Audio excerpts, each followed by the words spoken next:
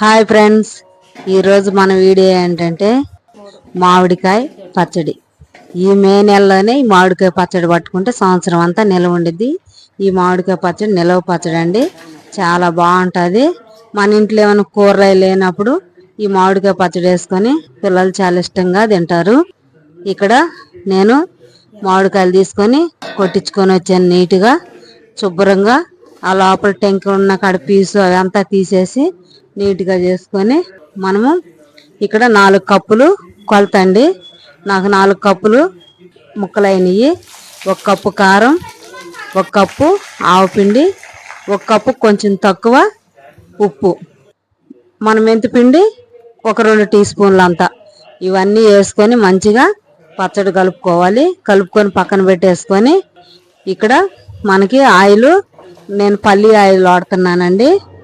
ఇప్పుడు మనము పల్లి ఆయిల్ బాండి పొయ్యి మీద పెట్టేసుకొని 1.5 కప్పు ఆయిల్ పోసుకొని 1 టీ స్పూన్ ఆవాలు, 1 టీ స్పూన్ జీలకర్ర వేసుకొని మంచిగా వేగినాక 2 టీ స్పూన్లు అల్లం చిన్నులపాయ పేస్ట్ నిండుగా తీసుకొని వేసుకోవాలి. వేసుకుంటే పచ్చడి చాలా బాగుండిద్ది, చాలా రుచి కూడా ఉండిద్దండి. అది చల్లార్చుకొని మనం పచ్చడిలో పోసి కలుపుకోవాలి. నేను ఇక్కడ మీకు 3వ రోజు చూపిస్తున్నాను.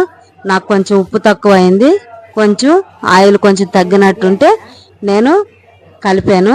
చాలా బాగుంది, మంచి స్మెల్ కూడా వస్తుంది పచ్చడి. మీరు కూడా ఈ విధంగా పచ్చడి పెట్టుకోండి, చాలా బాగుండిద్ది. ఈ సంవత్సరం అంతా నిల్వ ఉండిద్ది అన్నమాట. మనము ఈ పచ్చడిని స్టోర్ చేసి పెట్టుకుంటే. ఈ వీడియో కనుక మీకు నచ్చితే లైక్ చేయండి, షేర్ చేయండి, సబ్స్క్రైబ్ చేసుకోండి. ఈ విధంగా మీరు కూడా మంచి కొలతలతో పచ్చడి పెట్టుకోండి.